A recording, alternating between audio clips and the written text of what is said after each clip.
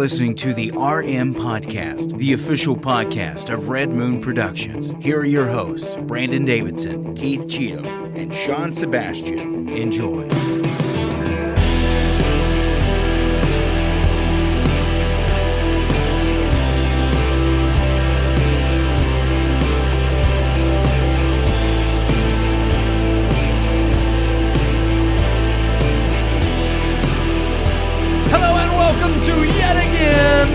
Another episode of the Red Moon Podcast, live every single Tuesday night right here on all your favorite social media networks. That's right, we're on Rumble.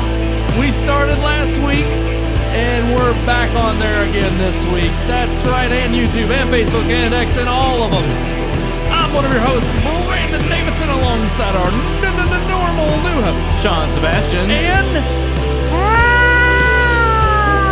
What's he doing over there? Nobody knows. What's he up to? I think he's looking. He's over there peeking. Looking. He's peeking at all them Oscar noms. Looking for love in all the wrong places. Who sings that? I don't remember. Some old country music singer. It sounds like a country song. It is. I mean, I know the song. I just don't know. Here, I'll Google even it. if I didn't know I'm going to Google it right now. I'm just saying it sounds like a country song. It's just stereotypical. Boom, it hits. Well, it is. That coffee just hitting right. It's just so good. That's right. Now Keith's looking that up right now to find out what is it. Johnny Lee. Oh yeah, looking for love. Johnny. Johnny looking Lee. for love and all. That's why I didn't know it. That's it. Johnny's over there slapping his knee and strumming his guitar, singing a good tune. I'm gonna say he was a one-hit wonder because while I know the song, I don't know. I could be wrong. Someone's probably gonna be like, "He was amazing." Well, I'm sorry, I don't know him. Richie Valens was a one-hit wonder when he got. Never mind. I ain't gonna go there. It's a great song. It's worth it. Maybe there's other songs. I don't know it. I don't know more than Johnny Lee there. But Oscar noms are out. That's right. They are. We, of course, are going to talk about those. But just go through. We're not gonna exhaust a conversation on the noms because, of course, as we do every year, we have our picks the week before the show. Yeah, we don't have them yet. We don't it's too have them early. yet. Too That's early. Right. We got plenty to see. We've already seen a handful, 4 We've out of the seen 4 out of the 10. 10. They actually did hit 10. So this they year. did. We've seen 4 and have access to like 5 others. So I think we'll be okay. We're gonna watch all the Best Picture noms. Yeah, as we do every year. Yeah. We're gonna review them. Yeah, we're gonna watch plenty of the other unfortunately. ones that kind of weighed in the other categories, whether actor, actress. There's some that we'll talk about some snubs, supposed snubs. I do want to say go I ahead. actually appreciate this year that for the most part watching all the Best Picture winners covers most of the acting noms. There's like 2 other movies, but like I know a lot of years, like especially with like the female acting categories, where they're all from movies that obscure and nobody's gonna watch. aren't nominated for anything else. So I'm think- I'm not watching all these other movies just to. Tar last year was nominated for Best Picture. It was. and it had Kate Blanchett's Yeah, Oscar-nominated performance. Yeah, there was always at least like 1 or 2 nominees that were also Best Well, you're Picture right. noms, but a lot of like, especially supporting actors, came from like other random And movies. I don't want to we're going to dive into it obviously in headlines, but I'll just say headlines. weak year. Very weak year. I mean, they all have been. Yeah, but They have been, but yeah. just very weak year. Nothing one. that just surprised me, but also nothing that I was just like, nothing that really amazes me. none. In fact, there's other movies not nominated that I like more than the ones that are. So Agreed. Yeah. So we'll dive into that. But the other big news on the block that we're going to talk about too, yeah, the title of our show tonight, Alec Baldwin, indicted again by a grand jury. Yeah. Is he going to escape this time? Yeah. We're going to talk about that too. He's gonna dodge a bullet. Oh, Good joke. Yeah. Good dad joke. yeah, That Allie was- Bald. Good old Allie Bald. Well, maybe we should just pull the trigger on this show here and get it Oh. started. Oh, what did we review this week? I forgot already. Well, No, I remember that. Actually, I'll be honest. I legit for those few seconds did forget. it was snubbed. Obviously, Yeah, it should have yeah. been nominated. But for that brief few seconds, I honestly had completely blanked on what it was. But yeah, we reviewed a movie. I remember now. A movie. that was small, independent, right in the midst of award season. I don't know what you're talking about. And Ariana DeBois. DeBose. She's DeBose. How do you say it? DeBois? I've heard DeBose and DeBois, and I'm not sure which it's supposed to be. I like Boise. DeBoise. Boise, Idaho. DeBossy. DeBoss. She's DeBossy. Debauchery. Ariana DeBois. Yeah, because she was the boss in this movie. Yeah. Yeah. I was gonna say it had Academy Award winning actress Ariana DeBosi. Yeah. Bossy. Did she? No, wait. Did she win? Did she win? She the won, Oscar? yeah, for she won. West Side. West Side Story. West Side, yeah. West Side. West Yeah, Side. that's right. And I just think it's funny that she went from Oscar winning to this. Yeah. Let's just get into it. Here's our review of one of the only movies that was. We could have done fresh. Mean Girls. Yeah, and honestly, I've heard good things about it because it was. I've heard mediocre things about it, but the Broadway play Yeah. that was turned into a musical from the original film Yeah. that now went to the screen to repopularize it. I know. But apparently, it was fun. It was good. I don't know. I just think it's Tina Fey. it wanting did to make an money, extra and it buck. did come in number one, but it didn't make a ton of money. I mean, it was low budget to No, begin with. I So. honestly, I don't know. I think they tried to heavily promote it. I think if it's did. a flop. I don't know how much they spent on it. I think they spent 30, and they're sitting at like 50 right now. So it might break even, basically. Man, $30 million on a musical. Yeah. Yep. They spent $13 million on I.S.S. It's only made 3 so the far. The movie we're reviewing. When you flop on a $13 million budget, you know you're bad. I was gonna say y'all need to go talk to Jordan Peele and talk to Blumhouse. Yeah. Y'all need to learn how to make some low budget film. Because all right, well we'll get into it. Just But play the review. Here's our Play the review of I.S.S.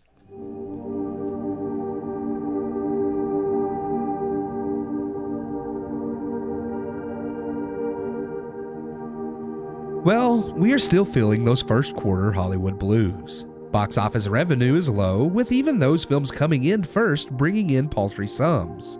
With that, we look again to the smaller and independent releases. With award season upon us, there's no shortage of independent flicks vying for attention. One such film, which premiered last June at the Tribeca Film Festival, starring Oscar-winning actress Ariana DeBose, has just now gotten its theatrical release. And after viewing it, it's clear why it took 6 months to hit national theaters. Directed by Gabriella Cowperthwaite and written by Nick Schaefer, I.S.S. is a film about, the I.S.S., or International Space Station for those who may not know. Its premise centers around a nuclear war breaking out on Earth between America and Russia, while a crew of American astronauts and Russian cosmonauts are currently living and working aboard the I.S.S. When war breaks out down below, both sides sends a message to their respective crews aboard the station to take control of the I.S.S. by any means necessary. What ensues is meant to be a suspenseful thriller of crewmates who are supposed to be like family turning against one another. Trapped in a claustrophobic environment, with contact and support from Earth cut off as the I.S.S. faces orbital decay without intervention from the space agencies on Earth, the members don't know who they can and can't trust, and the film is set up with an interesting premise that completely falls apart. I.S.S. is a fairly straightforward suspense film without any suspense. While the idea of a nuclear war breaking out and cutting the I.S.S. off from any communication, leaving them alone in space to fend for themselves, is certainly interesting, the film does nothing with this premise, using it to pit the scientists against each other on orders that don't make a lot of sense, considering the I.S.S. is a civilian manned station, not under military control. One wonders if such orders would really be given. Though if one accepts both governments would want to maintain control of the station and could convince civilian scientists to turn on one another, the premise would still lend itself to some decent suspense and drama. Sadly, this is not the case. The film is predictable throughout its tired run, from overtly obvious foreshadowing executed in the most unimaginative ways possible, to a dull cast of characters who are generic archetypes never given enough development or real personalities to care about. DeBose as the lead gives an acceptable performance, but nothing that screams former Oscar winner, and any one actor in this film, including her, could easily be replaced. I.S.S. is a film looking for a simple premise to pit survivors against each other a la Lord of the Flies. It's the exact opposite of last week's Society of the Snow in its attempt at showing the breakdown of societal norms when faced with a life or death situation. But these themes have been explored 1,000 times before in much better ways, including in the backdrop of outer space. I.S.S. isn't completely abysmal, as for a low-budget indie film made for $13 million, its set pieces and effects are decent. But it is the worst kind of mediocre, a film that will bore you at best and becomes laughable at worst.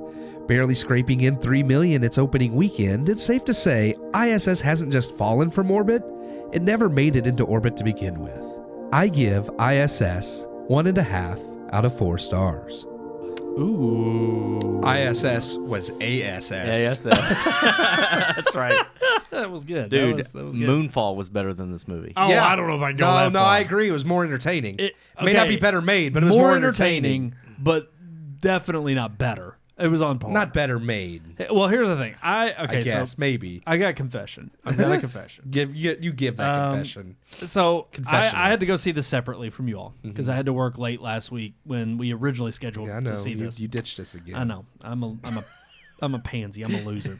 So what I ended up doing, I went on Sunday after you recorded the review, but I made sure not to listen. He didn't listen. Could not hear. I tried to yell out my score, but he kept cranking the office up. Based on your all's like text before I went and saw this film, I'm sitting here thinking, all right, maybe it is actually pretty decent. It's kind of a surprise. But see, and then knowing you all, I'm like, that's a red herring. Yeah, You know, they're trying to throw me off. You never know. Yeah. So, of course, Nobody knows. I go in not really knowing what to expect. But I had to work late Friday. Then I had a work day at church on Saturday. Then I had to come home, get changed, and go into work for Saturday. I was tired, dead tired. And then I had to get up for church early on Sunday. All of this to say that I went into this.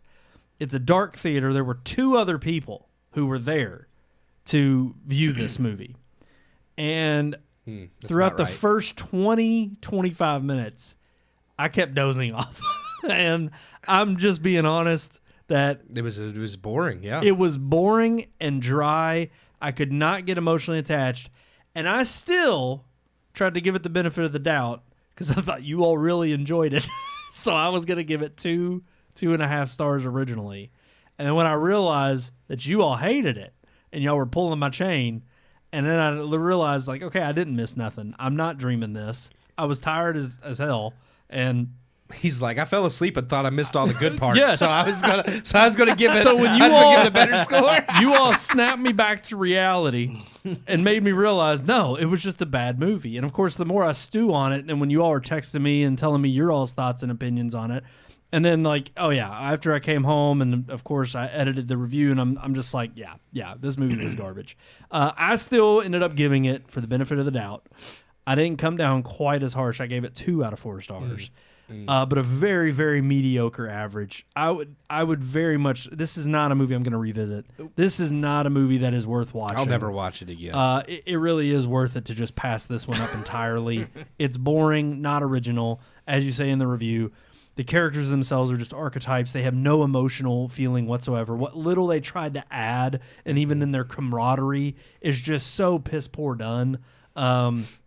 And nothing you haven't short of They what don't you've even have seen. anything like any personal like storyline, nothing. Like even It's all milquetoast. So the most they try to get into any type of personal lives that might give you like some type of connection to the characters were only 2 instances. One was like I don't know the character's name. I keep calling him Bob. He's the astronaut with the mustache. Commander Bob. Yeah, Bob. Is it Commander Bob? They give Bob a romantic storyline halfway through the movie out of nowhere to be like, oh, see, they were emotionally connected, and that fell flat.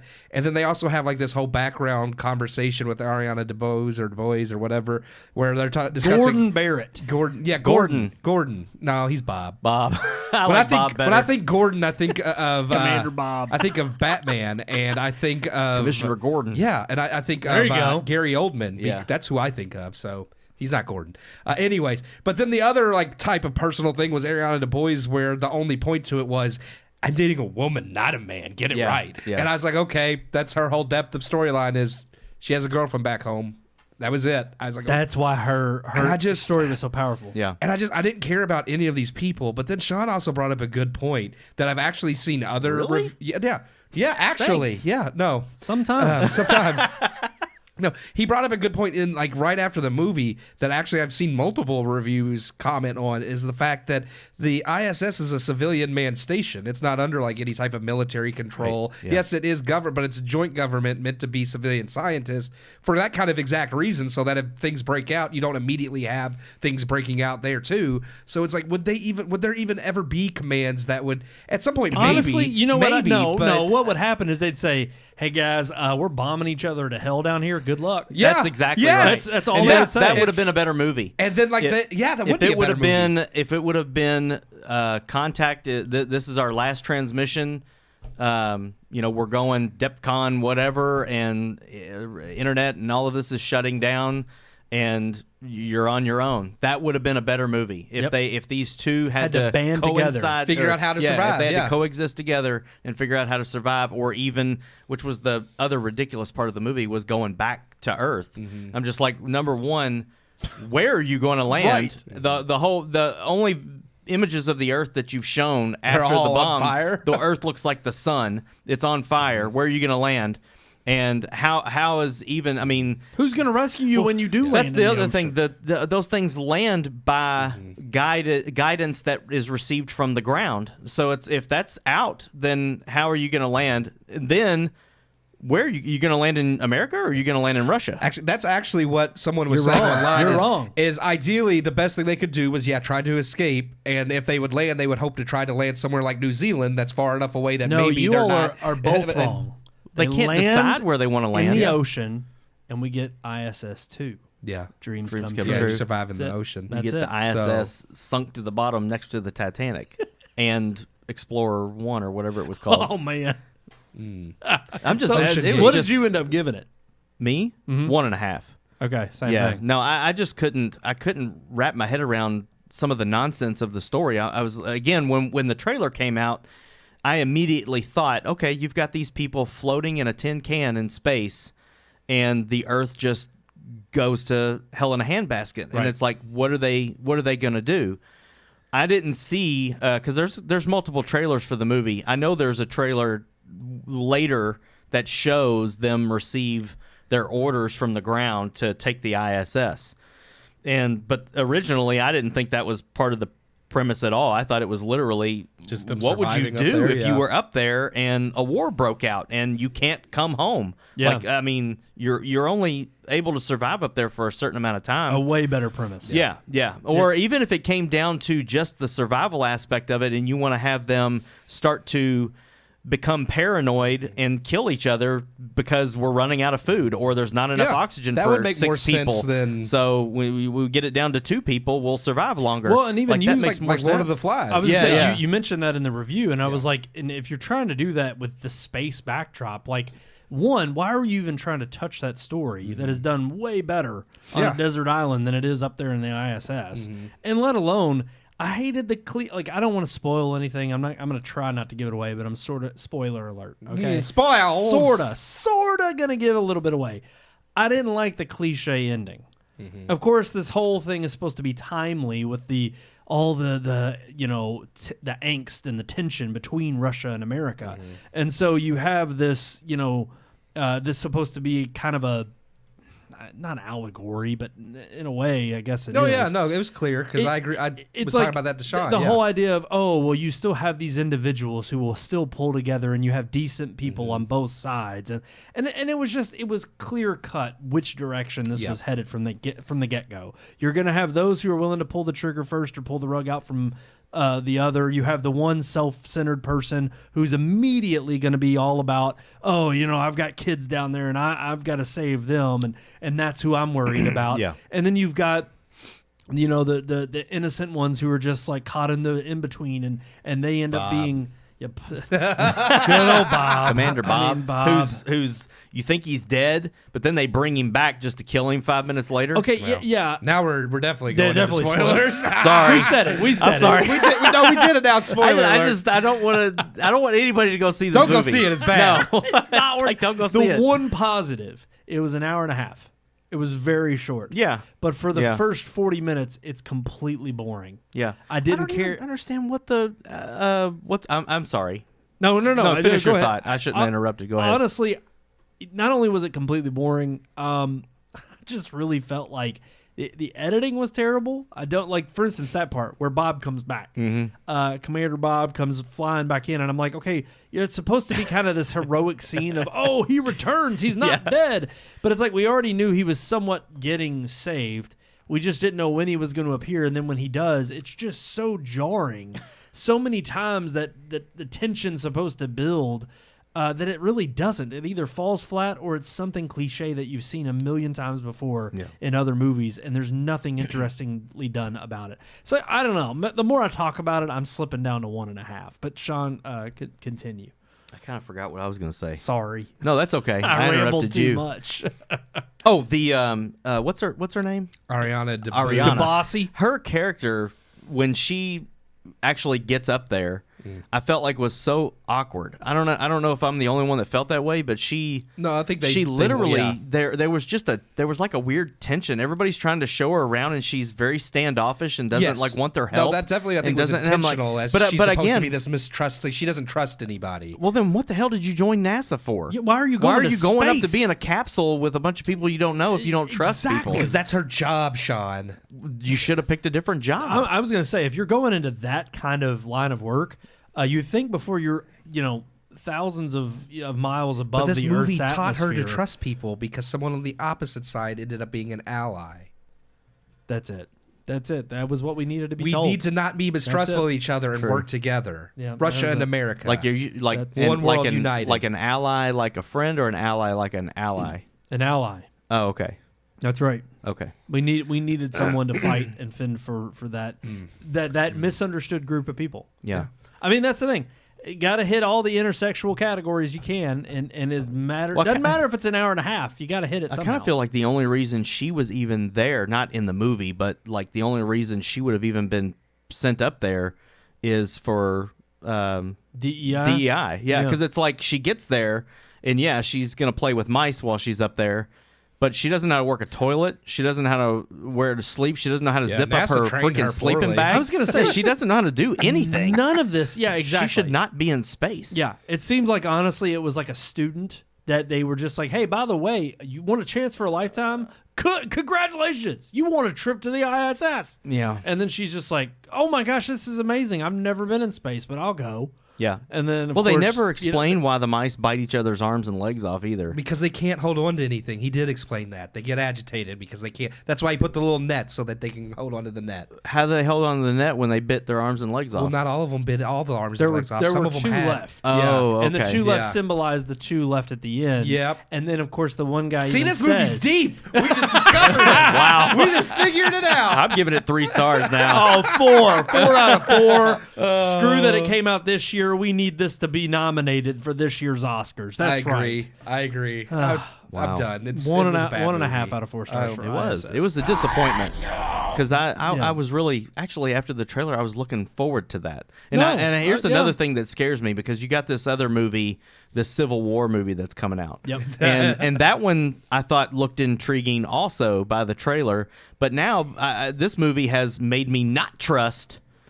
Just the premise. I'm like, oh, this is gonna. They're just gonna take this Civil War thing, and it's gonna be completely unbelievable and ridiculous. Oh, of course. I mean, well, because that's the problem. It's gonna be I.S.S. And this is what we can what we can kind of dive into a little bit with regard to the Oscar noms and just the fact that the years that we've had in the past, the recent past, the last 4 or 5 years, honestly, maybe the last decade of just weak nominations because there is no nuance anymore. There is nobody. All these people who want to clamor about being outspoken and talking about these, deep, decisive issues, there's no depth to them because it's like, oh, no, we at least cover that category. And instead of it being either something that's overtly on a political topic and just bashes you over the head with it and with their own opinion because they can't even be coy about it anymore, or it's so loosely tied in there that it's like, why'd you even bring this up at all? But just like even her sexuality in this, like there's no reason to bring it up other than just to say, purpose to the plot. We got a black female pilot of the I.S.S. I believe that is lesbian. I believe she's Latina. Oh, It's the sorry. West Side Story. Whoops. Brown. Gosh. But yeah, like Nikki Haley. Oh, hey! She lost New I Hampshire. I couldn't help it. Yeah. Just news broke. I just wanted to get that headline out there if you weren't paying attention to politics. But no, let's go ahead and I guess dive into our headlines. We're going to be talking about, of course, Alec Baldwin. I do want to say before we do that, one of our viewers sounds a little upset that we're talking about Alec Baldwin again. So really, yeah, it's kind of Here's the thing. No, we don't think he woke up in the morning and decided, I think I'm gonna accidentally kill somebody today. We don't know. We don't know. We don't know. We don't know that about Alec Baldwin. But the justice system seems to think that maybe look. There's something we would not be talking about Alec Baldwin if he wasn't a grand back in the news. jury didn't indict him again. Yeah. Well, I think that's what they find ridiculous is because this person specifically thinks it was just an accident and it's ridiculous for him to keep being indicted. Let's talk about it. But yeah, I definitely have opinions in that regard too. And that's our big headline of the night. So let's roll that headline open and we'll get right into it.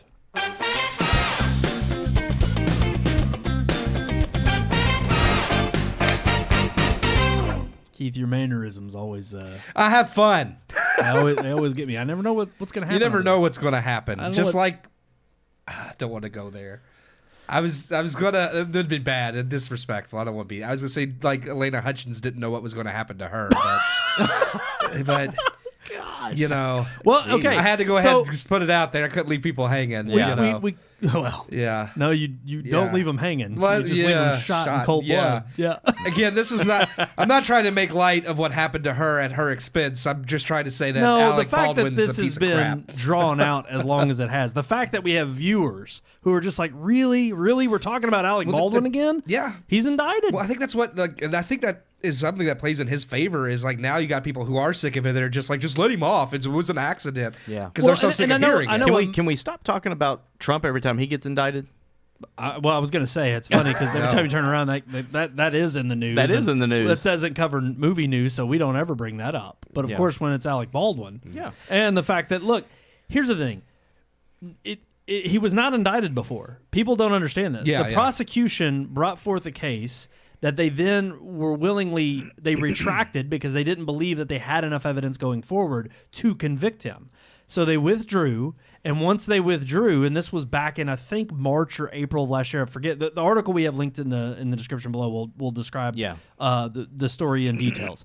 But ultimately, when they retracted their initial prosecution, I don't know the legal term for it, but ultimately what ended up happening was it seemed as if this was exactly what we feared. There was no justice that was going to be brought to Alec Baldwin having killed somebody. That he was not going to get charged. Intentionally or not. It's involuntary manslaughter. And that's exactly still a crime. what he's being indicted on. He's being indicted on involuntary manslaughter. They believe now there was a video that was released in November that started circling around, and it showcased a video of Alec Baldwin on set, and they said that this is damning and it's also promising for him. It could be a good thing for the defense in his case, or it could be a bad thing for him and a victory for the prosecution.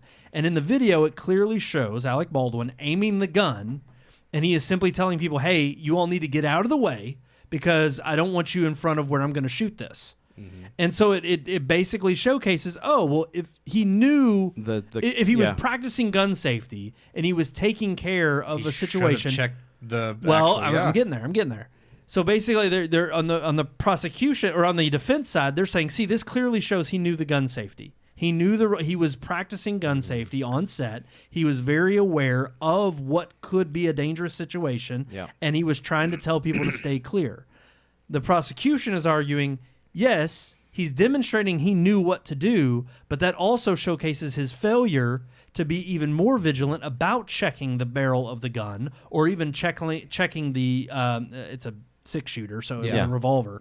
But being able to look down and see if there was anything in there where, and their defense now, or I'm sorry, their prosecution now is that this is not the first time he shot a weapon on film, on screen. He should already know those. He should know these things from many of the past times that he has been on set with weapons. He knows how to handle them. So this demonstrates that while he knew what the gun safety rules and regulations were, he was still negligent, and he still fired and unintentionally killed two people. Or killed one person and injured another. I do want to say, because I saw another comment in the movie talk group we're a part of that gave me like just in response to, I think, why I do believe he deserves to be indicted and ultimately charged is because someone had mentioned, it's like, how come, Alec Baldwin, it's a big deal and, it's not just an accident, everybody wants him to be indicted, yet, the guy that shot Brandon Lee on The Crow, nothing ever happened to him, and that was completely written off as an accident. It's like, because while they're similar scenarios,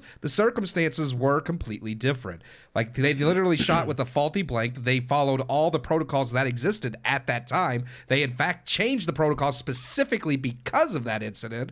And they found that it was a blank that had, like, shrapnel that wasn't supposed to. They checked. They didn't know. They shot it. It shot the shrapnel, killed Brandon Lee. But it was a complete freak accident where the standards of the time were followed, which is a little bit different. The laws and rules have changed now because of that incident. They're more stringent.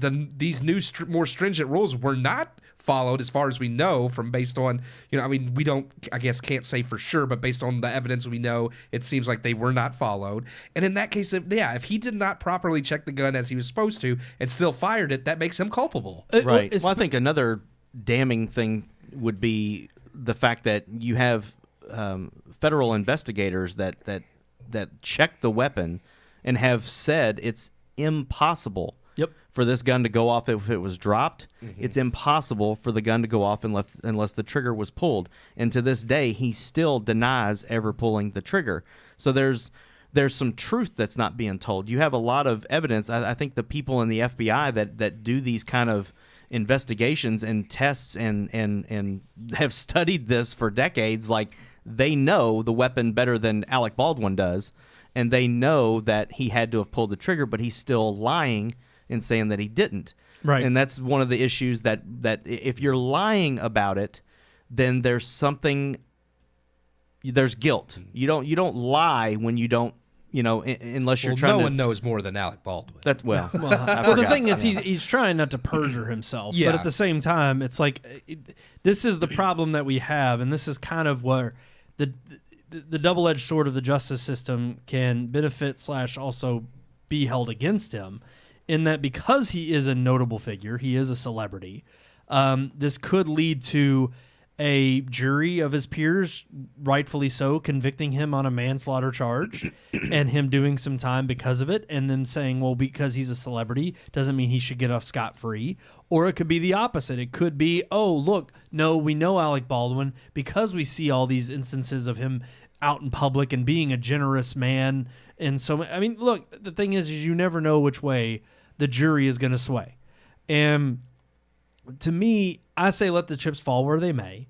A woman was killed on this set, by his hands.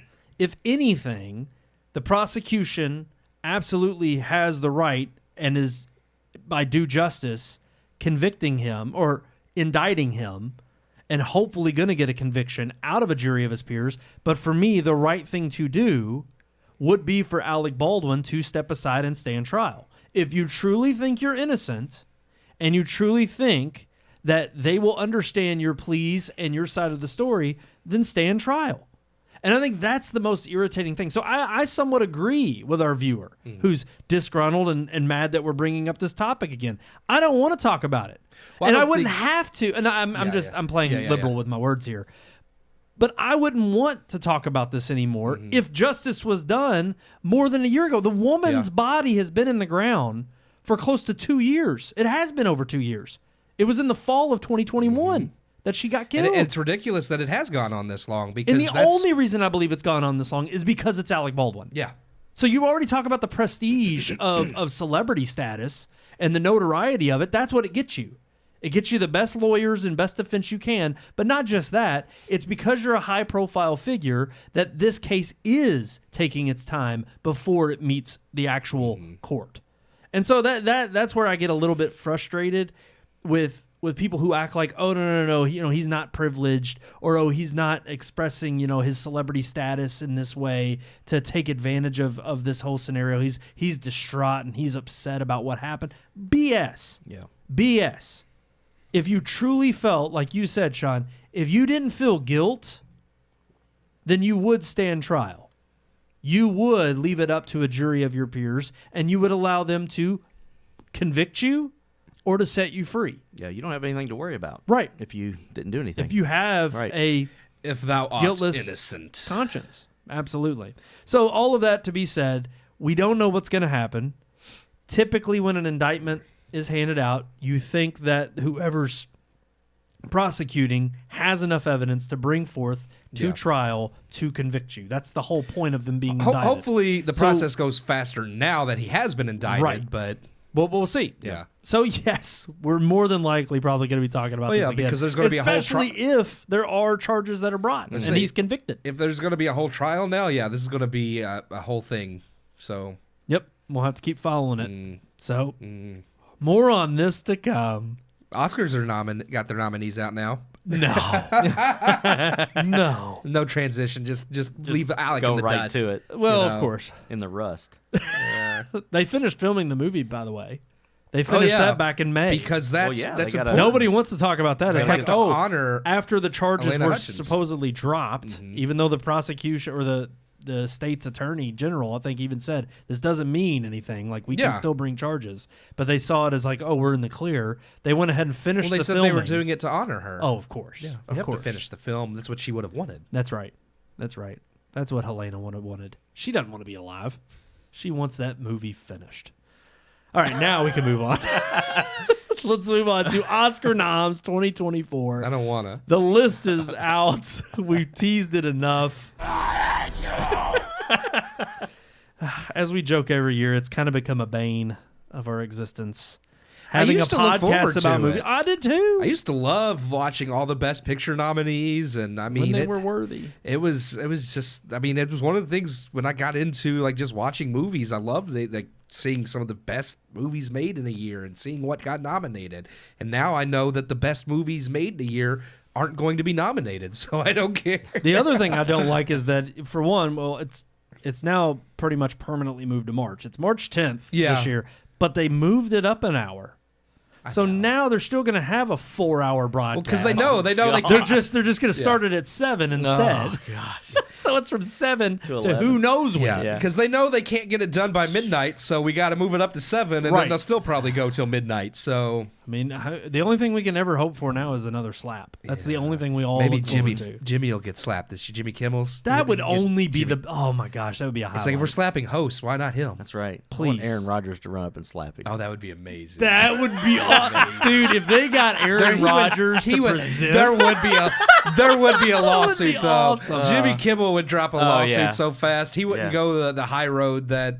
Chris Rock. Oh, of course not. He's a whiny. You talk about the whiniest pansy I of them was all. doing the show, and then Rogers just came up and slapped me, and then he slapped my children and my wife and my mailman. We all got COVID. Oh gosh, because of Rodgers. Like everyone ever important to me. He just slapped them all. Let's talk about noms. Let's get into some noms. We're gonna start out with best visual effects Oh man. because there's actually one in here that I somewhat agree with and I disagree with. There's a few in here. We've seen all of these. There's a bunch in all of them that I agree and disagree with. So And we're only going over major categories, but right out of the gate, best visual effects, The Creator, which we reviewed, Godzilla -1, Guardians of the Galaxy Volume 3, Mission Impossible Dead Reckoning Part 1, which apparently they have removed the Part 1 on the official release of the home video version. I think so. Yeah. Is that not because they're still doing the Part 2? They're still doing a part 2, but I think it may have a different title now.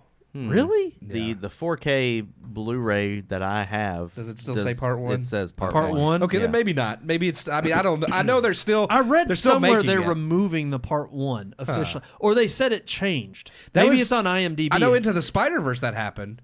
Really? Because it's no longer. It's gonna like it has its own like the third of it has its own title now. Like it used to be Into the Spider-Verse Part 1 and 2, and they dropped the Part 1 for that because they're gonna Part 3. Well, that made sense Now because it's they across the Spider-Verse now. Yeah, is I the, think is the so, second one. That's the second one. Or yeah. It's that- Into the Spider-Verse and then Across the Spider-Verse Okay, is the and second. then Part 3 was going to be Across the Spider-Verse like Part 2, but now it's going to have Right. like another name Beyond or the whatever. Spider-Verse Yeah, or Beyond. something. Yeah, Yeah, that's something but I like like don't that know. because they actually revealed that at the end of the movie. They show it. They show beyond this. Right. Yeah, Yeah, they yeah, show then the it, title. like, Yeah, it no, they changed disappears. it before Yeah. before release. Anyways, I didn't mean to get off on that tangent. No, I I just thought it was yeah. interesting It is because I'm like, interesting, I yeah. don't know what that means for the next Mission Impossible. That apparently is a continuation of Part 1. Yeah. And it ends on a cliffhanger. If you've watched Dead we Reckoning, just watched it in like within the last month. Yeah. and it says Dead Reckoning Part 1. Yeah. Yeah, So I don't know. As far as best visual effects, Oh, and it Napoleon. is what it is. Throw Napoleon Yeah. in there. I'm going I'm for okay this with category. Napoleon. Here's the thing. I loved Godzilla -1. Yeah. We talked about it on the show. Yeah. I don't. It's visual effects for the type of movie it is. And that sounds bad because now people are like, oh, because you're American and oh, they're but- Japanese. No, it was No, a- it's a good movie. it's a lower budget Godzilla movie. Yeah. Exactly. For Yeah. a low budget film in general, I thought it was great. But it Yeah. doesn't I don't quite think hold it up beats out against- The Creator, which I thought was a I terrible don't think movie. yeah, I mean, yeah. And I also don't think it had great visual effects.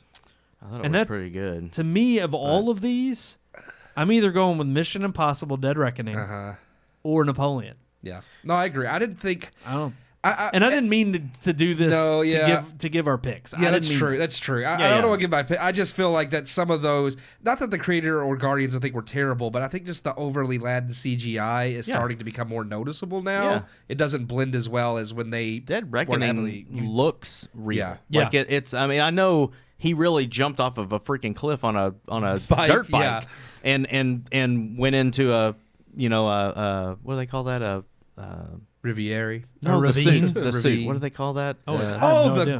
like the gliding the gliding suit, suit or whatever. I basically. forget what Yeah, they call yeah, that. Yeah. But anyway, yeah. He really did that. Now them making it look like he did it without any kind of ramp or wires or anything like that. Yeah, they removed all that stuff. It looks amazing. But I would say that Mission Impossible looks much more visually stunning. The helicopter. Oh my gosh. Yeah. The helicopter scene. Yep. To me, the car chase scene. Yeah. Yeah. And that was actually the weakest part. Yeah, in it some, was. in some But aspects. Yeah. I just think again it proves that doing as much as you can practically. Yeah. It's funny too, which I mean I get it, but I do think it's funny that for all the talk, Oppenheimer got was snubbed. got snubbed like nothing Nothing because for that stuff visual was effects. done practically. But it actually goes into our next category, which is production design. And that's where we see Barbie, Killers of the Flower Moon, Napoleon, Oppenheimer, and Poor Things. And I do understand a great many of these, honestly. Like even Barbie, like as far because obviously that was about the only thing about Barbie I did like was the production design.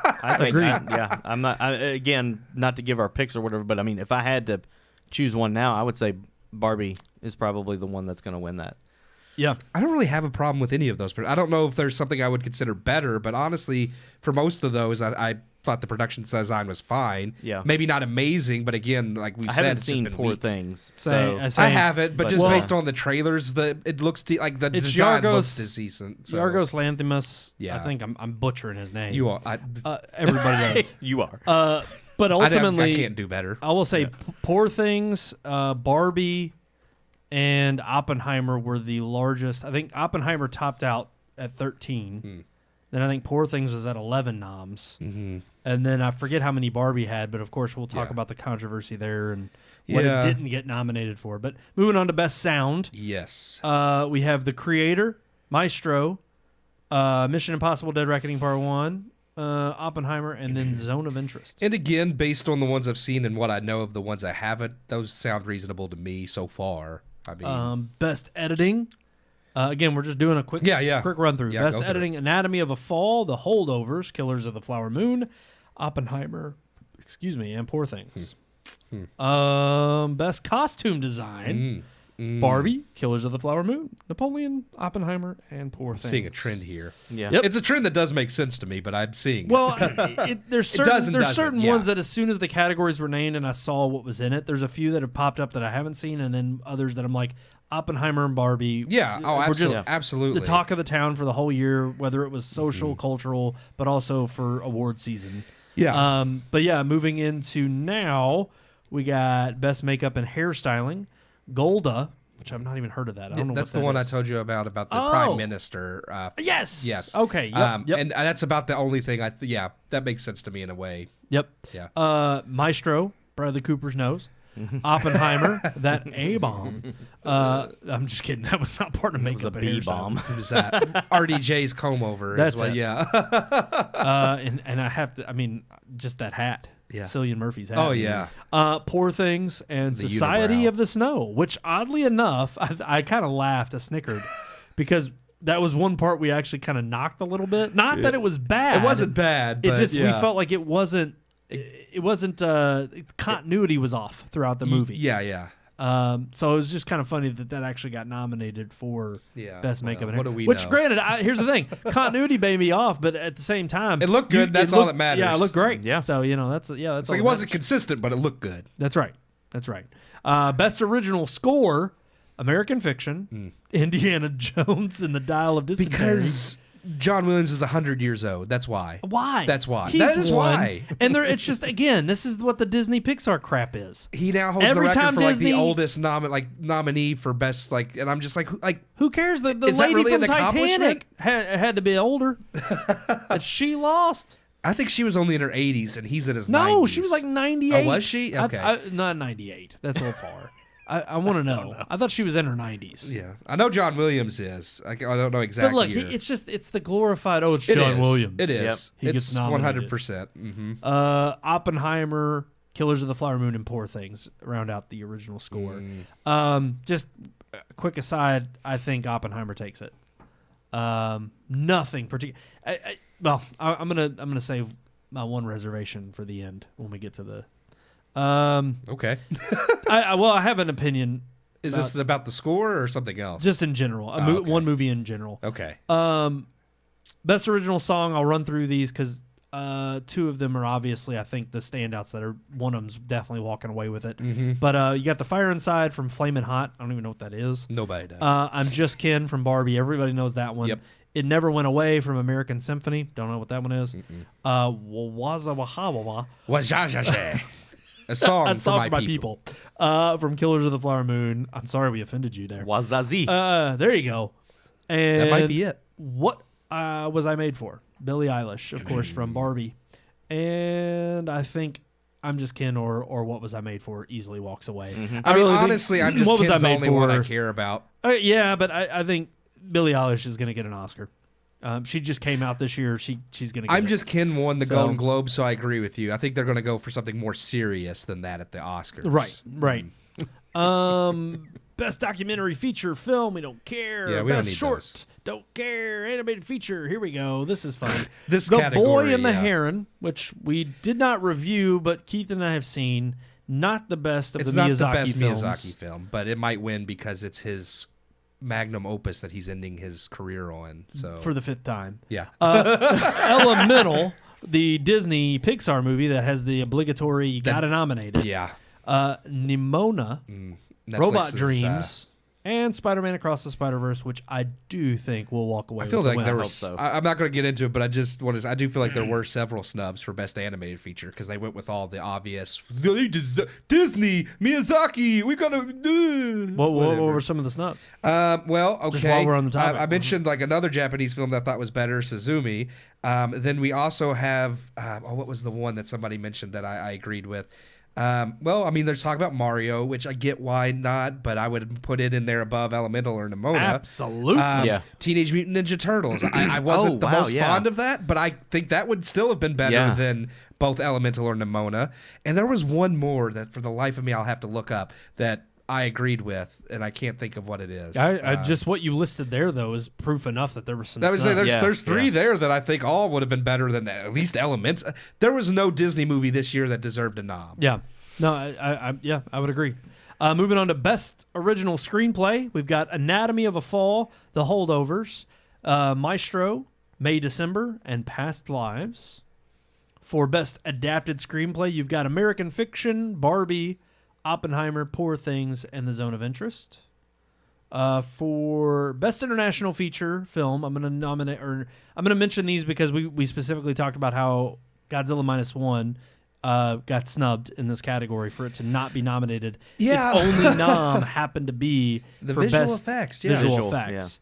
The one that I think will walk away with it is the one that everybody knows, of course, and that's Society of the Snow. And that's from Spain. Well, you also have the one that actually also has nominated for Best Picture, and that's why I think Society of the Snow would get it too, because it's not nominated for both. But right. And I was trying to pull that. I didn't get to that category, so I was trying to pull it up. You're talking about the Zone of Interest from the United Kingdom? That's it. Yeah, that one got, which I haven't seen it. It is technically foreign, but it's funny because British films, I feel like are like just cousins to Hollywood. Yeah. It's like it's not that foreign. Yeah.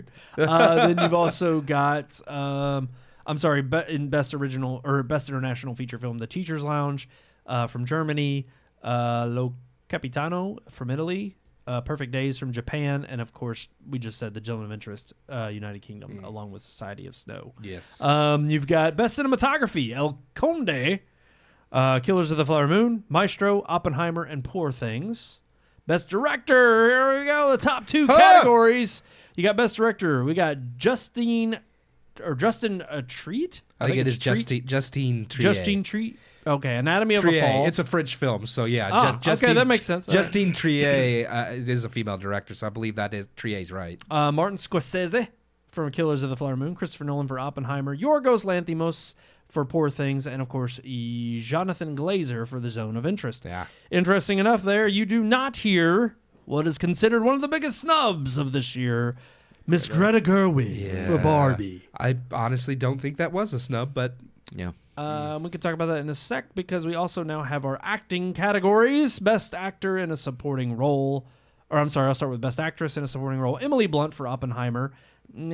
Danielle Brooks for The Color Purple. Yeah, America Ferrera for Barbie. No. Jodie Foster for Nyad. And Davine Joy Randolph for The Holdovers. Best Actor in a Supporting Role. Sterling K. Brown, American Fiction. Robert De Niro, Killers of the Flower Moon. Robert Downey Jr. for Oppenheimer. Ryan Gosling and Barbie. Mark Ruffalo for Poor Things.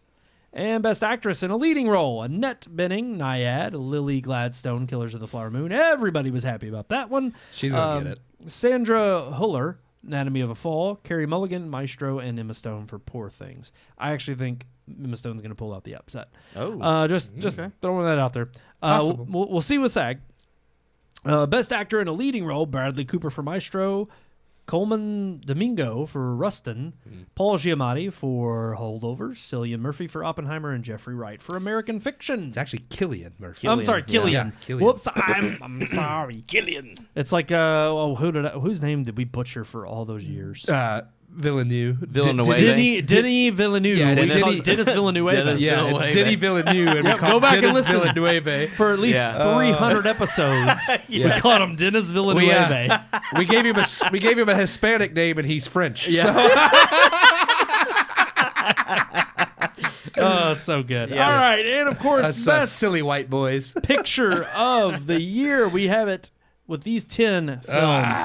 American Fiction, Anatomy of a Fall, Barbie, The Holdovers, Killers of the Flower Moon, Maestro, Oppenheimer, Past Lives, Poor Things, and The Zone of Interest. Yeah. The one comment I will have, of course, we will have these linked, and you can find them if you just Google Oscar noms. Nice. I think Killers of the Flower Moon is easily the most overrated film that has been nominated in all these categories. 100% absolutely. Martin Scorsese? What? No. Almost everything it was nominated for, I rolled my eyes at. Except for some of the cinematography, maybe. I might give it that. Sorta. So yeah, sorta. Nothing I hadn't It was seen well before. done, but it wasn't, anything It wasn't new. exceptional. No, I agree with you 100% there. Every time, like Robert De Niro, why is he nominated? Yeah. He did nothing spectacular at all in that movie. He did a better job in The Irishman, and he couldn't even kick anybody. He's so old. All old and decrepit. Yeah. I just, literally, every time I saw that, I was like, this is honestly just, it's Scorsese. It's about Native Americans. It's De Niro and DiCaprio. So, we just got to give it all the noms because those are all the people that are supposed to be nominated. That they didn't nominate Leonardo. Yeah. Just as his offhanded, he won for Revenant. I mean, I didn't think he was amazing either, but I mean, heck, he wasn't any worse or better than De Niro, who got one. Right. I just thought Killers of the Flower Moon, Flowers of the Killer Moon. Yeah. I just overall, I mean, we told her our opinions. You can go look up the episode where we officially reviewed it. It's just really mediocre film from Scorsese. I honestly don't expect it. Way too long a movie. should have easily just been. I don't think it's going to win anything. That's what I'm saying. I think it's noms where it's the only winning. one I thought it would be Lily Gladstone, but I didn't think it would win anything else. So yeah, in my opinion, that may yep. change, like you said, based on how SAG goes. But if I see Poor Things, and look, I'm expecting Poor Things to be, it's Yorgos Lanthimos is I'm out very there nervous. director. Yeah, I'm like, maybe it'll be good or maybe it'll be garbage. It's Hollywood. I mean, I expect some obscure, weird. I mean, it's him. That's him. Yeah. I don't know the depth to whether like this is true or not, but I did, and I don't want to spoil anything. I won't say, but I read something about some of the themes of the movie that seemed woke. So I'm like, if that's true, I may not like the movie as much as I was hoping I would. Surprise! Yeah, no, I'm not surprised at all. I was just like, dang, it's like we couldn't even we can't have one that doesn't have. Some, Isn't Willem Dafoe is in that, isn't he? Yeah, all kinds of people are in that one. That's just weird because that he's not nominated because I feel like almost everything. No, Mark Willem Ruffalo Dafoe was nominated. Yeah, instead. it's like everything he's in. I feel like he gets some kind of nod. some kind of nod. Yeah. I mean, I don't know. I feel like he's loved, but I can't really think of much Fantastic actor. in recent years that he's really been nominated for. Like The fans Lighthouse love was him. great. That was fantastic. He was great in that. He was phenomenal in that. I don't know. Overall, yeah. Look, we could talk about the biggest snub that everybody's talking It's a about. garbage year. That Greta Gerwig didn't get nominated, or that Margot Robbie wasn't nominated for Best Actress. Keith, your reaction there sums it up, I think, best. Okay, I liked Lady Bird. I loved Little Women, which is funny as a 30-year-old man. But I thought both of those movies were much better movies made by Greta Gerwig. I just think of Gimli. Little Harry women. Yeah, but I'm just saying, like, I really enjoyed both of those movies from her and thought she did a much better job as director. So it's funny that anytime someone does a good job, it's like just like Martin Scorsese, it's like, well, now we just have to give you the obligatory noms. It's like, no, she didn't. It wasn't better than the past performances. She doesn't deserve the nom. No, I agree. And honestly, I know a lot of people could easily sit there. I mean, it's funny, though, because if you look back at right when Barbie came out, so many people were joking about how it was really a movie about Ken and how standout the Ryan Gosling role was. Yeah. And it's so funny to then see it nominated, him as a supporting role actor, and then yet she's snubbed, quote unquote. Yeah. And I just think it's funny that I'm like, well, that clearly kind of shows you where most people thought the strength of the film laid. Yeah. And I'm not saying that Margot Robbie song did, is "I'm Just Ken." but the thing is, I don't think that she did a bad job. It just wasn't Oscar worthy. But so many of these roles, so I think the tally is we've seen 4 of the 10 noms so far. None of them. I mean, even the ones that you would think we'd be singing the praises of, like Oppenheimer, don't really care. Or even like I said, there's nothing on there that is a standout. To me, the best movies of the year were completely overlooked, and that would have been either, I know Sean disagrees, but either Godzilla -1, Iron Claw. Iron Claw was great. Better. Completely got overlooked by even just writing or just, I mean, come on. Even Dream Scenario, which I only gave 2.5, I thought is better than a lot of these. So, I mean, I mean, out of the Best Picture noms, like The Holdovers, to me was my favorite movie out of all of them. So far, out of the ones we've seen and reviewed, I would have to, if I was choosing right now, that would be the one I would want to win. But I mean, and maybe some of the others might surprise me. I was going to say, now I think back to last year, and Banshees of Inisherin was one that we held off till the very end, and that was a very welcome surprise for all of us. And I think we were very much like caught off guard, like, oh wow, this was a standout movie. Yeah, definitely worth the nomination and a good movie. And so there could be some in there. Well, both of the foreign nominees, Anatomy of a Fall and Zone of Interest, I'm interested in. I've read the synopsis for both of those, and both of them I think are interesting, and hopefully probably those are ones that won't win because they actually are decent and probably do deserve to be there, and they're nominated because they're foreign, so like we can give them a nod, but really we got to make sure that the one that has the agenda we want wins.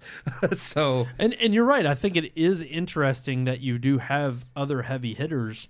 that never quite make their way. I mean, kind of going back to your comment about, the British are just our cousins. It's like, they can make their way into the Best Picture category. Yeah. But heaven forbid we put Society of the Snow in there. Yeah, we put Godzilla minus one. Yeah. Because, these are foreign. Well, that's why we have an international film category. We'll save those for this. It's like the foreign films that are still in English can be nominated. Yeah, right, exactly. They're not foreign enough. To make the. You got to have. So I just think that's a little interesting. But there's nothing. None of these awards were surprises or shocks. Even the snubs we're talking about are kind of like, okay, so what? It's only the elite few in Hollywood that seem to be upset by it. But for the most part, there's nothing here that I'm just like, man, I got to rush out and see this right now. I can't wait to review this one. Not at all something that I would say would be a typical like best film nominee, but still better. Like I thought was a thoroughly much better movie than a lot of these. Talk to Me, which is a horror film. Yes, Fantastic movie. Barbarian last year was better than a lot of the nominees, and That's of course, right. horror movies are always overlooked. Very rarely, only two that have ever really gotten praise, and one I would say is more horror adjacent. The Exorcist, which makes sense, and then of course Silence of the Lambs, which I would say is more horror adjacent, but it gets touted as the best picture winning horror film. So. And it's kind of completely forgotten at the end of the year, but Creed 3 was better than a lot of these films. Yeah, Creed 3 actually was a great is much movie, better. but can't do that because Jonathan Majors is in it. Creed 3 I liked, but it was released early on in the year. I mean, Mission Impossible is better than I think a lot of them, and I understand they're getting why the that's technical not, categories. But, as far as snubs from, we already brought up the best visual or the best animated. You brought up Super Mario Brothers kind of getting a snub. I would like to figure out the third or fourth. Yeah, go one ahead and look that up but, because I think John Wick 4 got snubbed for some of either visual effects or sound. Yeah, design. there were a lot of that. Yeah, where's that? That have any nomination. of those been nominated for technical categories? Good question. I'm not sure if they have. Yeah, I don't think so. And I'm sorry, but jeez, the one scene in that movie that comes to mind that I constantly see the overhead shot with as the they're dragon's going. breath. Yes, this is amazing. And fantastic. Production design, visual effects. You can't tell me that's not worth a nom in and of itself. This is not the one I was thinking of, but looking through and having seen it, I haven't seen the movie itself, but I know it got a lot of praise. Leo from Netflix, the one Adam Sandler voices, the pet lizard or whatever. And that got a lot of critical praise. It wasn't bad. I haven't seen it, but it's okay. Okay, my kids have watched it 1,000 times. I don't personally know, but I just knew it had a lot of praise, and I wondered maybe if it would have been a better contender. But I don't know. Because I'm just glad you brought up Teenage Mutant Ninja Turtles because I forgot about that. Well, but I think visually, I think the animation style in that actually exceeds that of Spider-Man. Yeah, I really thought that had an amazing style. I agree for the second. Maybe not so much the first, like Into the Spider-Verse, but I do agree that Mutant Mayhem I think had a better animation style than Across the Spider-Verse. I liked its gritty nature a lot. Oh yeah, in terms of it fit the story, and I didn't think it wasn't a bad movie. It wasn't. It was kind of. It's sad because it was. Maybe because of Across the Spider-Verse coming out early in the summer, it was kind of overlooked by the time it came and went. I think maybe a lot of people, hit it up when it was in theaters, but then they just kind of passed afterward, and after a couple weeks, it was gone. Because you were also looking at that was late summer when it came out. But yeah, overall, it's like there just wasn't. I was gonna say other than Guardians, this might have been the first year that a superhero film wasn't nominated. But they had to get one obligatory one in there. Of course, so, we didn't see Transformers get nominated. Yeah, that's funny, actually. That didn't get nominated for sound or visual effects. They've just completely written off that series. They've said, rightfully so. Yeah, at this point, just rinse and repeat. It's like it's all the same. Like you're just using the same assets over and over because this movie didn't look any better than any of the other Transformer movies. Some others that people might say were a snub. The Color Purple did not make it in there. I'm just saying. For people who were touting that, with Spielberg and Oprah backing it up, as producers, that this was going to be a knockout of the park, return to an old classic and recreate it for this modern audience. And it's like, well, audiences didn't show up because it ended up not doing so great at the box office. I don't think it met what its production cost was. If it did, it didn't rise too much above it. And two, it's like it was completely here and gone. People forgot about it. Trolls 3 was... Yeah, I haven't seen it. Like I know it's good. Yeah, it's good. But it just and even Wish didn't get I was just well. That no. one doesn't surprise me because of how poorly it did and how poorly it was received. Well, and this is what always kills me. I'm surprised that Elemental got it over Wish. I'm surprised that both of those got it over something that even if it was lukewarm, something like Illumination. I mean, whether that was from Super Mario, getting Illumination, but Migration was the other one that they came out with at the very end of the year. I haven't seen Trolls 3, but I mean, I'm sure it's probably better than Nimona and Elemental. So. Well, yeah, Trolls 3 has wholesome themes in it, so it's not going to get a nomination. Just like Sound of Freedom wouldn't. But well, that was actually something like I'm not saying I didn't expect that one to get nominated. No, not at all. But that is what I've seen some people online saying. Well, why was it snubbed? And I know obviously why. But yeah. When has Hollywood in the last 2 decades been anything on? I would agree that in a standard year, Sound of Freedom may not, but at the same time, it is. I would agree is better than many of the ones that were nominated. Well, here, look, and just being completely honest, I was one of my picks of top pictures last year.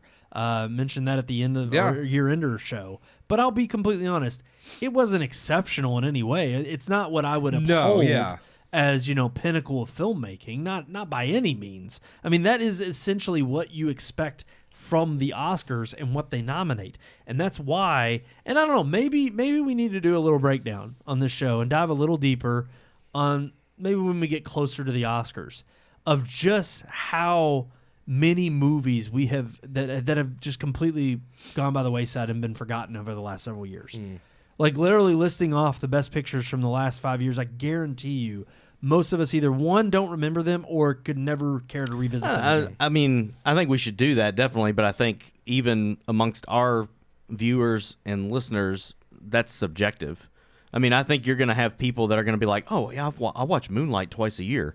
And I'm like, I forgot that even won an Oscar. Yeah. But I mean, the only reason I remember it, that's the only reason I remember it is because it was supposed to be La La Land. Yeah. But it's like, I think people are going to disagree. I agree. I think to an extent, but I do think like when you think about movies that are like continuously talked about by like I think the larger majority, like people still like mention like Forrest Gump, Saving Private Ryan. Oh yes, it's like. Well, there hasn't been a movie like that since the 90s. Like, well, I'm sure there are definitely people that would absolutely defend Moonlight. Like, of course, I watch that every year. I would even think throw the majority probably doesn't. I throw in Gladiator. Yeah. I throw in Return of the King. Return of the King. I mean, No Country for Old Men. I just watched it a few weeks ago. Yes. It's a fantastic film. I'll go older than that. I mean, I love Driving Miss Daisy. Well, which is a great movie. But I'm talking about even in relative history, recent history. I mean, that's now 20 years ago. That's a long time considering the fact that you have to go back that far to find a group of movies. Slumdog Millionaire is more recent. I love that movie. I've watched it more than once. And I think we're hitting on a point of just how out of touch Hollywood has gotten, which is why I think that's kind of why I want to do like a summation of what has come out in the last recent few years. And maybe just look at it and analyze and say, all right, well, what are some of the movies we remember that were nominated? Which ones were completely just off the radar and we don't care about? I mean, there have been several of those in the last few years where at least it used to be that you had a batch of really good nominations that you wouldn't watch them all at least a second time. But there hasn't been that for I honestly think since we started doing the podcast. So we'll do that. We'll do a deeper dive in the weeks to come, kind of leading up to the Oscars. On the show briefly, like looking at past winners, but maybe we need a brainstorm, get together, brainstorm a way to kind of tackle that, and maybe bring it up before the Oscars this year. But those are the 2024 Oscar noms, and of course, like we said, we'll be doing our picks when we get closer to the show. We'll do it the week before, and then of course we have our good old friendly competition that we do every year, where we do the points, and we'll see who gets the most points for what we think will win at the Oscars. I got a list of every Best Picture winner right here that I could like easily. I don't want to dive in. I don't want to dive in. I'm just saying we've done this before where we've looked at past Best Picture winners. We have. I just want to. We've just never gone into the ones they were nominated against as well. Right. Yeah. Right.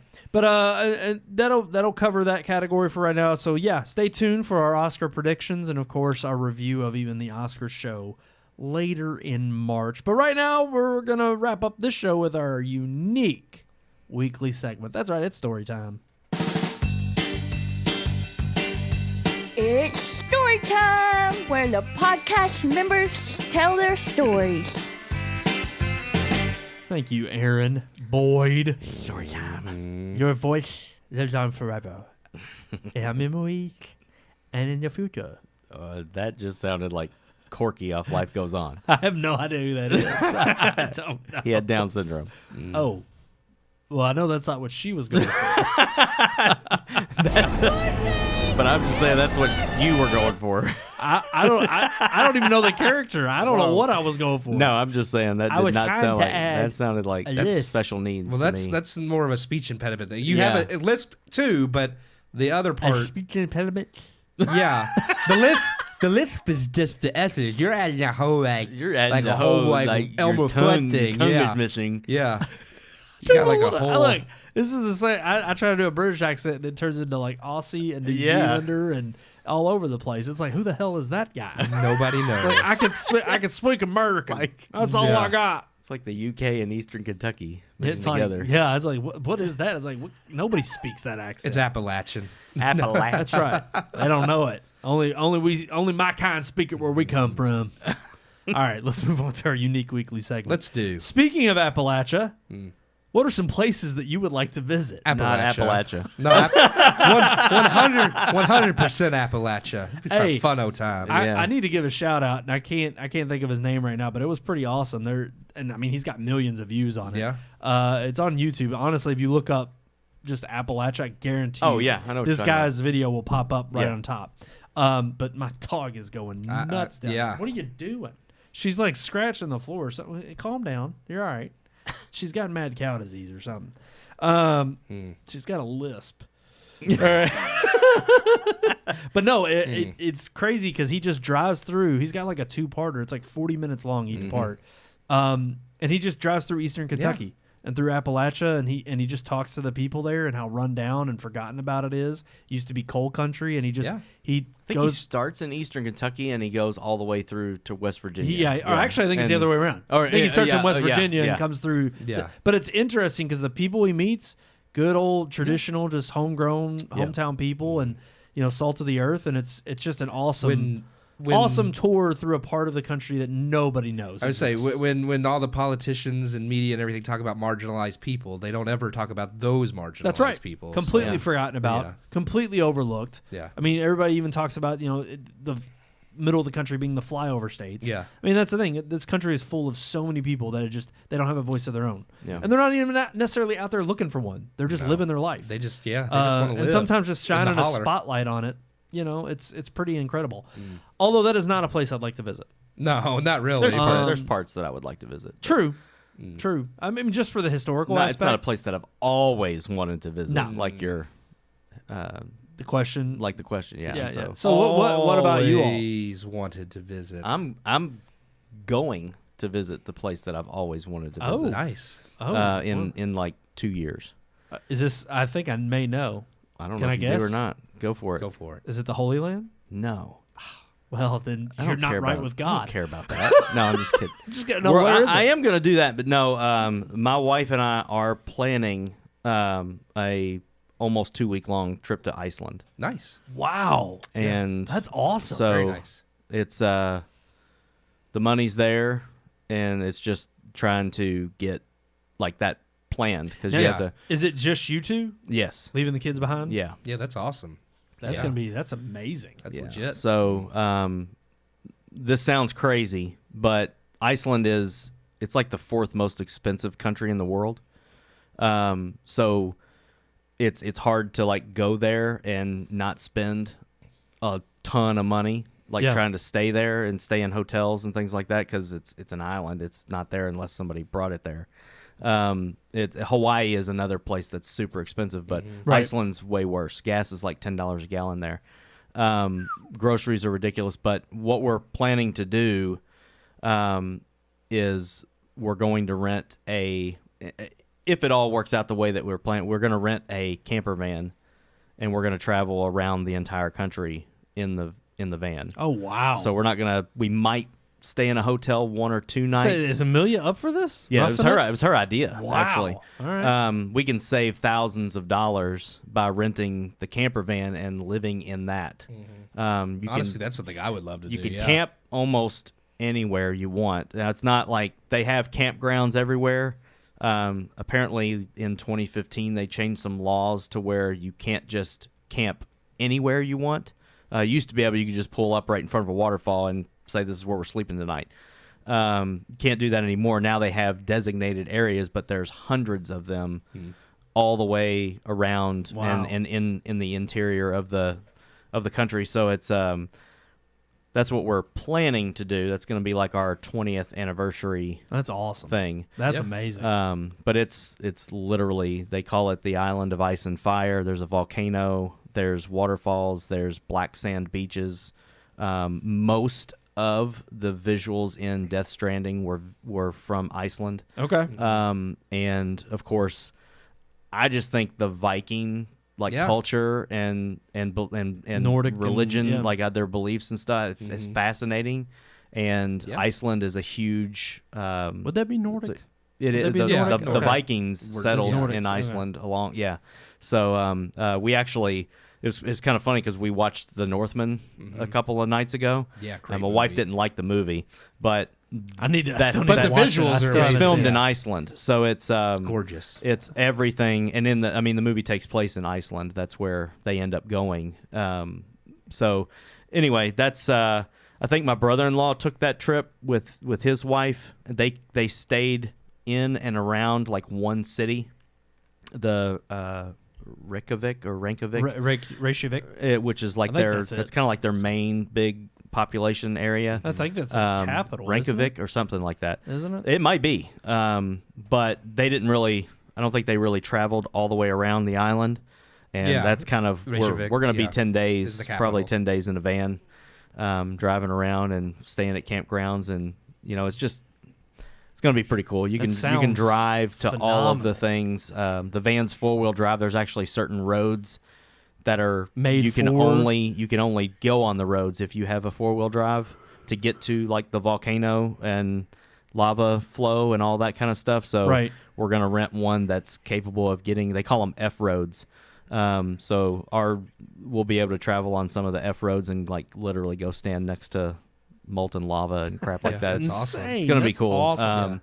So we're still saving some money. We priced it out, and I think you can pull it off. It's like we had some that we're planning on using to do that, and then when we started pricing it out, it was like we better wait like another year and save. Yeah.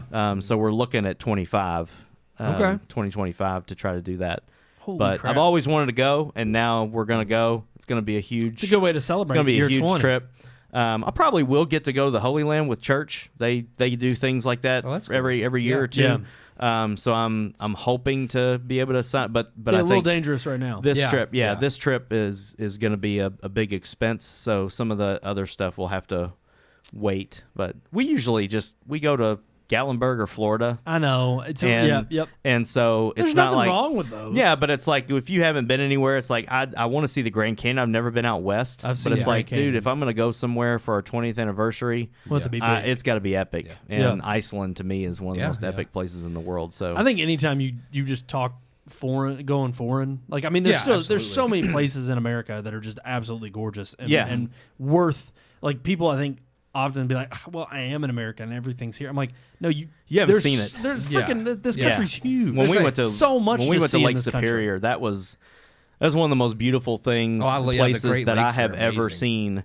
I would go there again. It was affordable. It was an affordable trip. There's not a ton of stuff to do unless you really like to be outdoors, hiking and fishing and boating and all that kind of stuff. But going out west, I would love to do that. And I'm just like, we can. You can do that some of the another time. And it's not as expensive because that is the beauty of it being in America and you being in America. It's a little bit easier to go because I would like to go out west and see. I've not seen the Grand Canyon. I would like to do that. Within America, Alaska is one I would love to see Alaska. Same. We looked at that. I don't care so much about Hawaii, to be honest. We didn't want to go there either. It would be, I guess, a fun thing, but it's not high on my list. Yeah. Like if I got the opportunity, go I'm see not where gonna say Lost no, was but filmed and stuff like that. But with Jurassic World, I think, or Jurassic Park, I think part of it was Isla filmed Nublar, in one of the Hawaiian islands. But believe it or not, like in Alaska, because we looked at that when we saw how much this Iceland trip was going to cost. Yeah. And it was like, there's one road that goes through Alaska that anybody can travel on.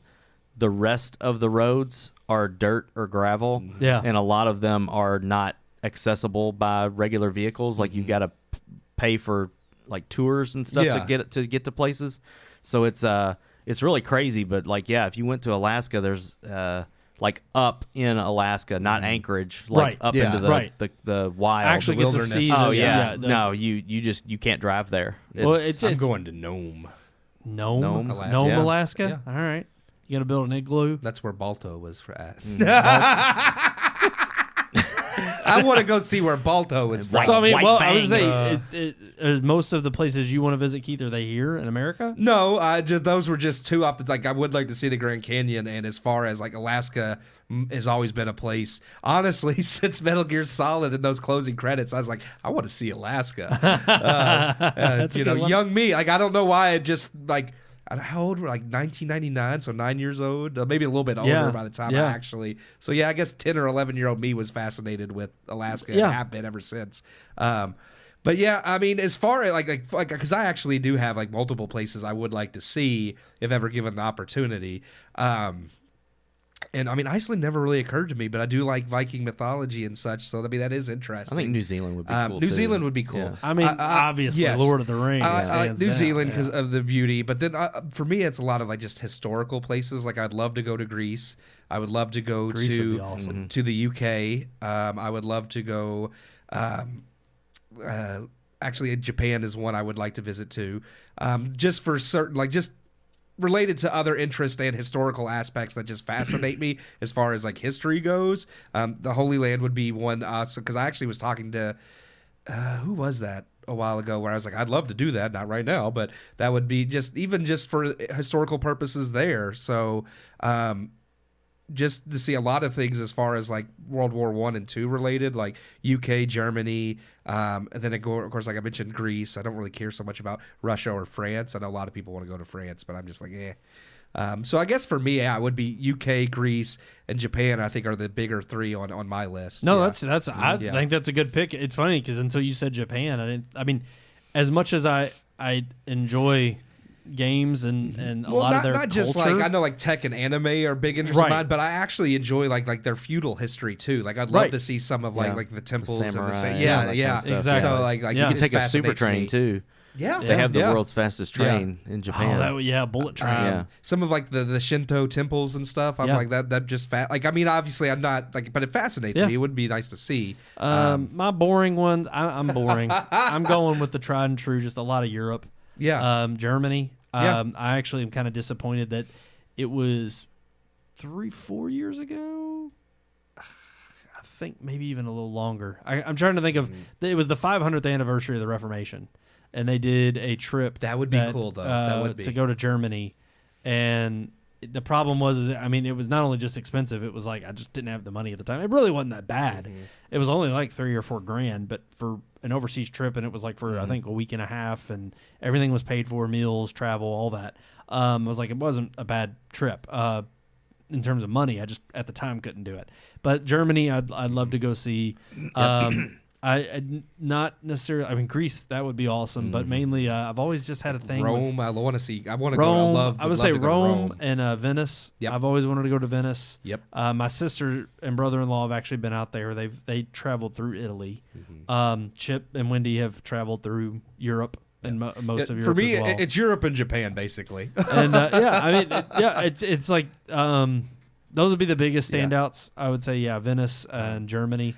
But also, I don't know. It's like the UK would be cool. I'd be all right with it. But I mean, more so like I'd rather go to like Scotland or or Ireland. Part of Scotland is actually Scotland is part of the UK. Part of Ireland is Right. Scotland is the island, isn't it? Or is Ireland the island? No, Ireland's an island because the North Ireland's its own, and then that's right. Yeah, and then it's not called South Ireland, but the southern half is part of the UK. And then you've got Scotland. I'd like to go visit Scotland them. Yard. Yeah, I would. I would be more interested in Ireland and Scotland more so than like Britain, but that's okay. And then of course, I'd love to go check out those New Zealand. New Zealand would be cool. Yeah. I would love to go to actual like some of like the Holocaust museums and sites overseas, not to be morbid, but more out of because I think things like that are good as a dose of reality. Absolutely. Like it's not like a morbid thing of I want to go see like Auschwitz. I would like to tour that, not because I'm just like, but just because I do think it's something that's sombering that can be a wake up call to people. When we were up in Boston and they have The Holocaust Museum. Yeah. The tributes, because I think it's good to have that dose of something that sombers you up sometimes, especially like not that any of us I think need that as desperately as other people, but when you see people online that deny the Holocaust ever happened, I'm like, yeah, please go to Auschwitz and tour it, and then tell me what you think afterwards. And you might still be ignorant enough to say it never happened, but you go see the horrors that they endured before you want to be like, oh, this is just all made up. Yeah, no, I agree.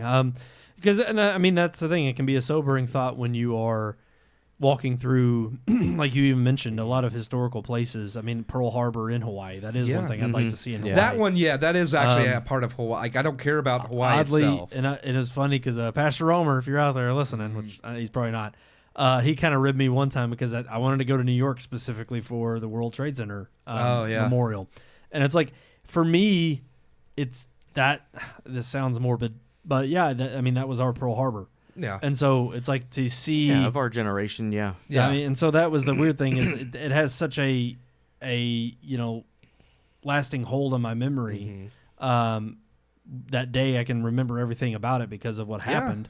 And so it's like to go back and to visit that site be one reason I would want to go to New York, even though there's not very much now. To give yourself that reminder, because I think that is part of why we are where we are in society, is so many people haven't kept up on their history and are ignorant of things in the past, that now like you see a lot of the same verbiage, a lot of the same like political ideas that caused problems in the past, that people are just like, no, this isn't the same at all, but it is. And it's weird that like, when that happened, and even years afterwards, there was the slogan, never forget. Yeah. It was everywhere. Yeah. Now, they want you to forget. Yeah.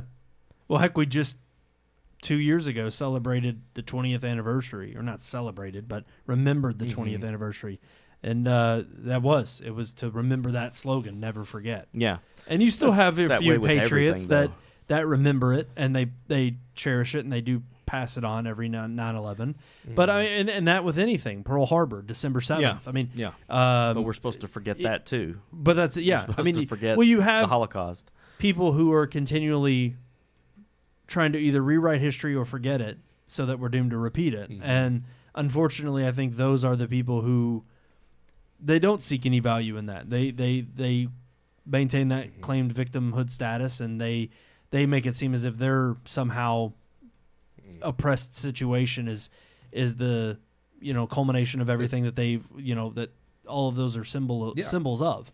And so it's unfortunate, but I think like you said, to have a dose of that reality, to go out and touch some grass, and actually be confronted with the real horrors of what humanity can we're rot. Complaining about stupid things like Apple or what decisions Sony's making. Look, we know we joke all the time on here about first world problems. I mean, look, it's a beautiful thing that each week we can sit down as friends and complain and also enjoy movies. But I wasn't trying to turn this into such a serious conversation. But we went from like Iceland and this amazing dream scenario to but to be fair, I think part of wanting to visit a lot of these wonderful places is steeped in actually getting to know and experience something that is not in your everyday common life. Yeah, I mean, because that's the thing.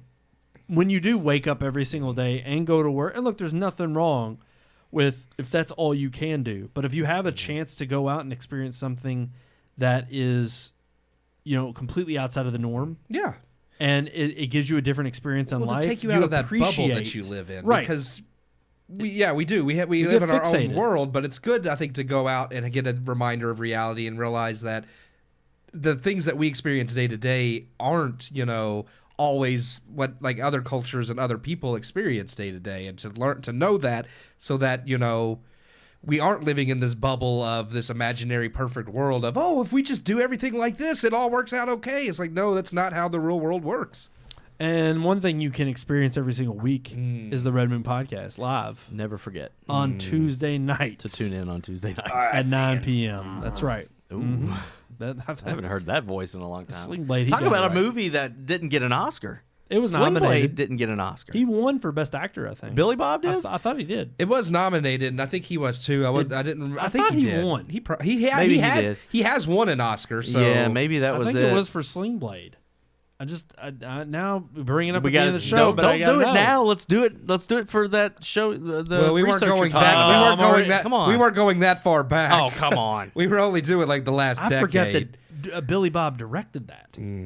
It won. Let's see, Oscar winner for Best Writing, screenplay based on material from previous, and also, Best Actor in a leading role. That's right. Okay, so it did He win. won. No, Just not Best Picture. He nominated. He was Oh. No, nominated. nominee. He was nominated. He didn't win, but it did win right. the best The writing? Yeah, That's right. yeah.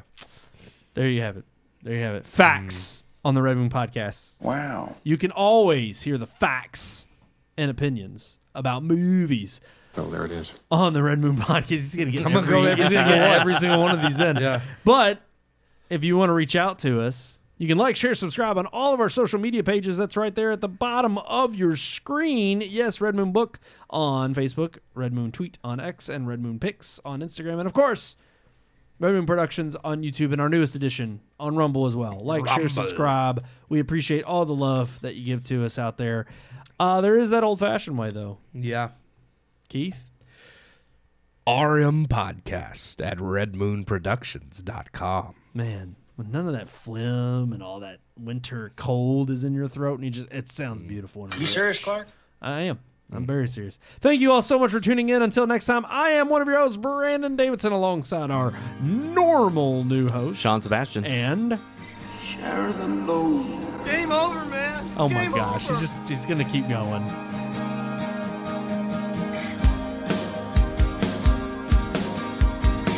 We hope you enjoyed this week's episode. For more reviews, previous podcast shows, and everything Red Moon, visit our website, redmoonproductions.com. You can also like us on Facebook or follow us on Twitter by searching for Red Moon Productions, LLC. We'll see you at the movies.